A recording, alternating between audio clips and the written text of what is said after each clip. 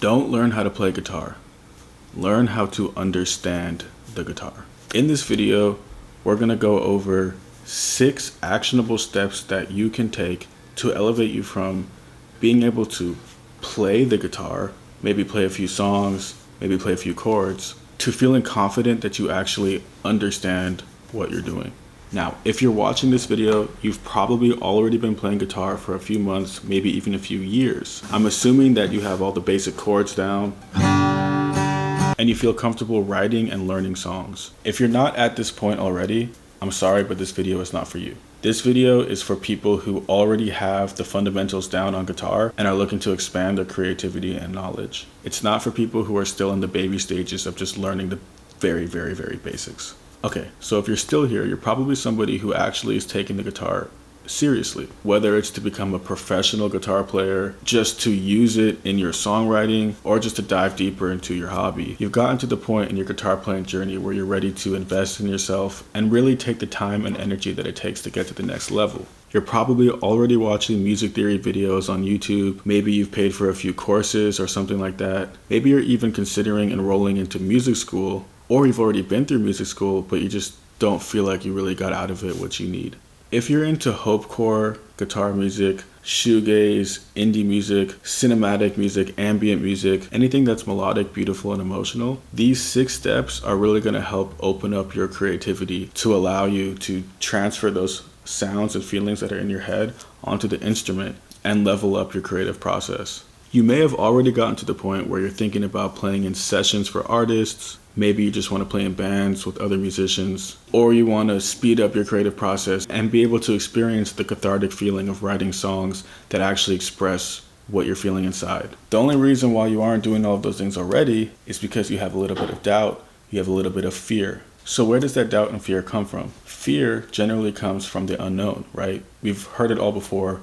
You fear the unknown. Okay, what is unknown? Well, you might not want to hear this, but as comfortable as you are shredding on the guitar or playing your favorite songs, you don't really know what you're doing. And since you don't really know what you're doing, you may feel a little hesitant stepping into that session with another artist or another musician, because when they ask you to play guitar on their song on the spot, you might not actually be able to listen to the song and just play something. Maybe if you sit down for hours by yourself in your room, you can come up with something cool, but that's not really going to cut it when you're in a jam session with, other players. Or even if you're trying to teach people your song, it can take hours and hours if you don't speak the language of music and you're not able to actually communicate. So throughout these 6 steps that we're going to go through, you're going to see that basically what I'm advocating for is having a fundamental knowledge of the basics of music theory. Don't worry, you don't have to be Jacob Collier, Mozart, or some crazy music theory genius, but to be frank, you really should understand the fundamentals to a degree that allows you to speak music and understand what you're playing. You want to know why certain notes work and why certain notes don't work. You want to know why certain chords sound really nice next to each other and why certain chords sound really weird or out of place when you try and put them in the song. So a little bit about myself. I am not the flashiest guitar player you'll see on social media. I don't have super fast playing skills like these math rock geniuses. I'm not Tim Henson or anything like that. I know that that style of playing is really popular in the modern guitar world, but for me, it's just never really been my thing. I've always been more interested in the kinds of music that I listed out before, such as hopecore, cinematic, just beautiful, emotional sounding music. And thankfully, that kind of music does not require a super high level of technical ability. And technically, you don't have to know music theory to make that kind of music. But what I have found is that when you do know music theory, it just makes the process so much easier. And more importantly, it makes it feel like you can take the sounds and feelings you hear in your head and translate them onto the instrument, which makes writing so much more of a cathartic process that I personally feel like has been very beneficial to my mental health. Despite the fact that I don't have these crazy impressive math rock chops, I have still managed to gain millions of streams on my music. I have songs and movies and TV shows, and people trust me enough to play guitar on their records and even pay me to do so. And yeah, I'm not saying any of that to brag, but just to kind of drive in the point that you don't have to be the best guitar player in the world. You don't have to be the fastest guitar player in the world in order to make amazing music and in order to feel comfortable playing at a professional level. So why is music theory so important, and why are we going to see it all throughout these 6 steps that we're going to go over in a bit? I like to think of it a little bit like an RPG video game. If you've ever played an open RPG game where you can like explore the world of the game, usually you'll have like a little map in the corner, right? Most of the map is going to be blurred out or grayed out. And so you're stuck just exploring the little part of the map that's accessible to you. Let's say you're like a level 1 player or something like that. You're going to have enemies in that portion of the map that are weak enough for you to actually challenge and meet you at your level. As you train on those enemies and level up your character, you're eventually going to get to a point where you can't level up anymore getting 0.0005 XP from these super weak monsters or enemies. So now it's time for you to explore other parts of the map. It's time for you to progress in the actual story of the game. What you find is as you progress to new areas of the map, the enemies there are going to be a little bit more challenging. So now you're basically repeating the cycle where you have to sit down in this new portion of the map and train here for a certain period of time until you're ready to move on to the next part of the map. Eventually, by the time you get to the end of the game, the whole map is going to be opened up to you. However, especially nowadays, a lot of times you're going to find DLC packs or maybe like little cheat codes that give you access to other parts of the map that are only accessible after you complete the main story of the game, right? So in this analogy here, I like to think of the gray areas of the map as your music theory knowledge, right? Let's say you just learned about major scales. So major scales is going to be a new area of music theory on the map for you to explore. The process of training your character against the enemies in the area of the map is going to be you practicing the major scale on the guitar until it's comfortable in all the different areas of the guitar. Once you get to the point where you've leveled up enough that major scales are just second nature to you, now you can unlock a new part of the map by learning a new concept. Maybe you learn about minor scales, maybe you learn about chords, whatever it is, you're ready to move on. When you study guitar in this way, I'm going to call it the RPG model, what you're going to find is that your knowledge is always going to be a little bit ahead of your technical ability. And that's actually a really good thing, because what that means is that you always know what you need to practice. And what's the most difficult part about learning to understand the guitar or getting to the next stage in your guitar playing? It's usually not the playing itself, it's usually just not knowing what to do or not knowing where to go next. So if you adopt this mentality of, I'm going to learn a new concept first, and then I'm going to integrate it into my playing, what you'll eventually find is that there's an infinite ocean of music theory concepts for you to explore and rabbit hole down, and slowly over time integrate into your fingers. But now we're posed with another question, which is, what order do we learn all of these things?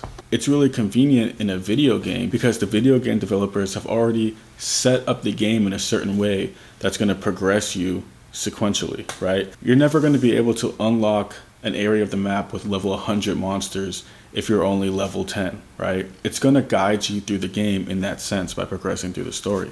But when you're teaching yourself guitar and you're not in music school and you don't have a system to go through all of these things, all you have is the World Wide Web at your fingertips with a million different things for you to look up and study and practice without really understanding what feeds into the next thing and what's actually relevant. So if you want to play melodic music, if you want to play hopecore music, if you want to play cinematic music, in addition to the 6 steps of this video that we're going to go through, I've actually put together a free ebook that's basically just a 12-step checklist of everything that you need to learn in order to understand the guitar and in what order. The checklist is organized in a 12-month process, but you don't absolutely have to do it in 12 months exactly.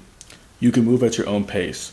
So if a concept comes to you really easily, or if you feel like it takes a little bit more time for you to grasp it, you can take as much time as you need. I just mapped it out as a 12-month process, as a year-long process, just for convenience sake. But basically what it is a checklist of what you should know and in what order, so that you have a roadmap to get you through the fundamentals. And this is all that I'm advocating that you understand, is the basic fundamentals of music theory. You should understand how to speak music, the basics of how chords work, how scales work, and how you know what chords and scales you're allowed to play in a song. This is going to open up so many doors for you. It's not about trapping you in a little box, telling you what you can or can't play. It's just about giving you options, and then you can take those options and mix match them any way you want, not think about the music theory anymore, and just experiment and have fun. So without further ado, let's go through these 6 actionable steps that you can take to understand the guitar. Basically, it's just 6 subjects that you need to learn, and in what order, to get you to the point of understanding what you're doing. If you want me to actually guide you through these 6 steps in a process that actually transforms you as a person and guitar player, I will have a link in the description of the video where you can book a call with me. We can talk about your guitar learning process, where you're at, and figure out if you're a good fit to learn from me personally. Step 1, review the basics. As I said before, this video is not for people who don't understand the very, very, very basics. You should be able to read tabs. You should be able to read chord diagrams and scale diagrams, and you should already be able to play open chords and maybe some bar chords without having to take a million years to find the next placements with your fingers. If you can't even do those things, then you're not really ready to move on. You need to know music theory in order to understand the guitar, but by now you should know that you don't need to know music theory to be able to play. And honestly, as much as I advocate for learning theory and learning to understand the guitar, I do think you should be able to play first. I think you should just get it out the way, get your fingers comfortable with the instrument, and learn some of your favorite songs. So make sure you review the basics and are certain that you're actually ready for this. Step 2 is going to be to understand intervals, okay? Intervals and the major scale. So in the musical alphabet, we only use letter names that go from A to G. You'll never hear somebody talking about an H note, a J note, a K note, an L note, a Z note, a T note, right? Most people already know this kind of intuitively. We have A, B, C, D, E, F, G, and those are all the notes we have, okay? What intervals are the spaces between notes, okay? The smallest space between 2 notes is called a minor second or a half step. It kind of sounds like the Jaws theme. Another important interval for you to be aware of is the octave, right? So we have half steps, and then we have all these other distances. But what an octave is when you play enough notes where you get to the exact same note, but at a higher version. So you can play the exact same note. You can play an F, but you can play a higher F, a lower F, or a very low F, or a very high F. All of these are called octaves. You probably already realize this or already know this, but it's important to be able to visualize this on the guitar. And as a concept, it really just helps to anchor things for you. All of those were Fs, right? F, F, F, F, okay? So you can play the same note in different places. In between those are a bunch of different distances, a bunch of different intervals, right? And you can even have intervals that are larger than an octave. So remember, we're still in step 2. So once you have intervals down, you want to immediately jump into learning what the major scale is and how it's made. So a major scale sounds like this.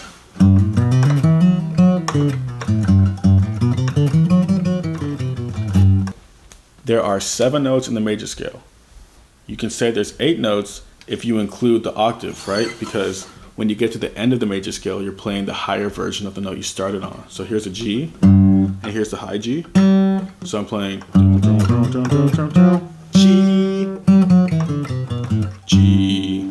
So I'm not going to go into it in detail, but the major scale is made up of certain intervals. So the first interval is going to be bigger than a half step. It's going to be a whole step.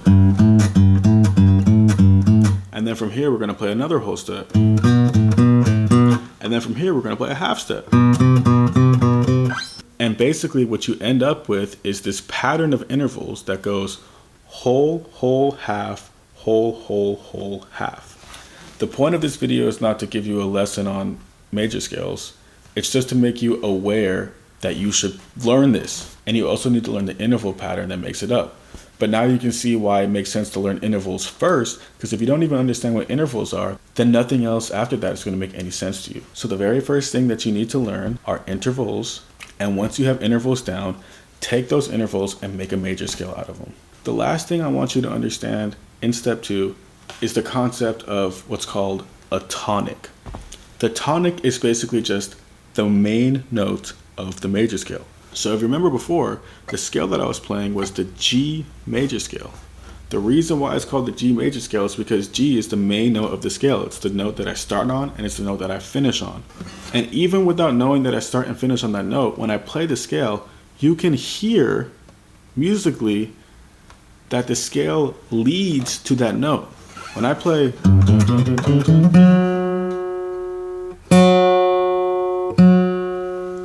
you can hear that that last note of the scale really wants to finish off right there on the G. That's because G is the tonic of that scale. The reason why the tonic is super important is because almost every single song that you hear in music is going to be based off of some sort of major scale. Even if it's a minor song, there's going to be a major scale that works for that song, okay? And when you can find what that tonic is, then you know that that major scale is the major scale that that song is based off of, which means you can play any note in that major scale for that song. And that's basically how keys work. So that's step 2.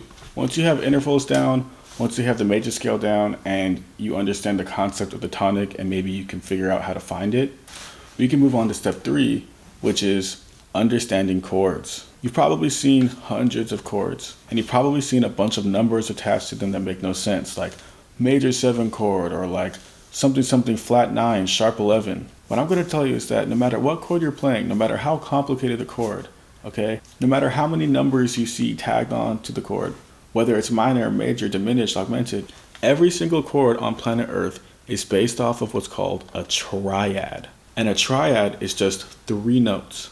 So when you have 2 notes together, we call that an interval still, right? We just said that we're playing the 2 notes at the same time. But when you have 3 notes together, we call that a chord. Basically, a triad is the most simple version of a chord you can play. If you're only playing 2 notes together, it's not a chord. But if you're playing 3 different notes together, then it is a chord. And it is the most basic, vanilla, simple version of that chord. Anytime you see a sharp 11 or a major 7 or anything like that, all you're doing is taking a triad and adding a bunch of stuff on top of it. So now we're going to see again why it was so important to learn intervals in step 2, because how are triads made? Who would have thought? They're made from different intervals stacking on top of each other. We're going to use this very specific interval called a third. So we're not going to do a lesson on triads, but what you need to know for this video is that there are 4 types of triads. There's major triads, minor triads, diminished triads, and augmented triads. The way that you get these different types of triads is by stacking different types of thirds on top of each other. Again, I'm not going to go into the details of these different types of thirds. It's up to you to go and learn what a major third is or a minor third is and actually understand all of your intervals. So now we're on step 4. At this point, honestly, with just steps 2 and 3, you have a pretty good foundation. Like, you can actually do a lot with just that amount of knowledge and just experiment and have a blast. But I would strongly suggest at this point that you learn minor scales. Remember I said all scales are going to have different interval patterns. But if you want to know a trick to getting the minor scale, you can just start on the 6th note of the major scale. If you remember what I said before, every single song has a major scale that's related to it, even songs that are in minor keys. And the reason why is because every major scale has a minor scale that's related to it. It's called a relative minor. In addition to learning minor scales, I also suggest you learn the minor pentatonic scale. You might already know this scale, but now that you know all these other scales, it's really going to put that scale in a different light. If you can figure out what the relative major and minor scales are, then you know that if I'm playing a minor pentatonic scale, I can also play the relative major scale on top of that. Okay, now let's move on to step 5. Step 5 is where we're going to learn some fancier chords. Remember before when we were talking about all those extra numbers and all those crazy things? Well, now that you know intervals, and now that you know your triads, I think that you're ready to learn some more complicated chords. At this stage in step 5, I really want you to just focus on 7 chords. So if you remember, in order to make a triad, we just stack 2 thirds on top of each other. Doink, doink, doink, right? Well, in order to get a 7 chord, which is the simplest of the complicated chords, you're just gonna stack another third. And what you'll find is that actually this is how you make all of the more complicated chords. You just keep adding thirds on top of each other. That's how you make chords. We call it a 7 chord because when you stack one more third on top of the triad, the note that you get is a 7th away from the bass note or the main note or the root note, okay? I'm not gonna go into detail about this, but just know that in step 5, you should really start to explore what are called chord extensions. And the first chord extension you should learn are 7 chords. You should understand how they're made, and you should know some of the basic fingerings for them on the guitar. Okay, you've made it all the way through steps 1 through 5. Step 6 is basically just to take everything that you've learned and apply it to your songwriting and your guitar learning. Every single time you learn a new song, you want to think about everything that I just told you. Literally, at this point, you've actually mastered the basic fundamentals of music theory. As you can see, there's actually not that much you need to learn in order to have the meat and potatoes of it, the ABCs. There are more things for you to learn and go into, and I suggest that you do. Things like modes, there's different types of minor scales like the harmonic and melodic minor. You can dive into the weeds of harmonic theory, which is like really learning what chords come next and why, using secondary dominants, maybe learn a little bit of jazz theory. All these types of things are really going to help you, but what's important is that since you've learned steps 2 through 5, you have the vocabulary to actually make sense out of anything that you're going to learn after. What this means is that you've basically jump-started your guitar learning journey. Now you're at the stage where if somebody tries to throw some music theory jargon at you, you might not understand it right away, but you have the capacity to understand it. It's kind of like if you want to learn algebra, you have to at least learn basic arithmetic, right? If you don't know how to add and subtract and multiply and divide, there's no way that you can learn these other more advanced concepts. At the same time, if you know how to add, subtract, multiply, and divide, you can do a lot of math with just that knowledge and then using your intuition after that point. I know I went through these 6 steps kind of quickly. I've taken these 6 steps into an actual 6-week-long curriculum that by the end of it will have you feel confident that you actually understand all of these concepts. That way you don't have to go through the headaches and frustrations of trying to figure it all out yourself. So yeah, thank you guys for watching. Also, if you like this video, don't forget to like and subscribe. I feel so weird saying that. And I have a bunch of my own music out on Spotify if you want to check that out. So cheers.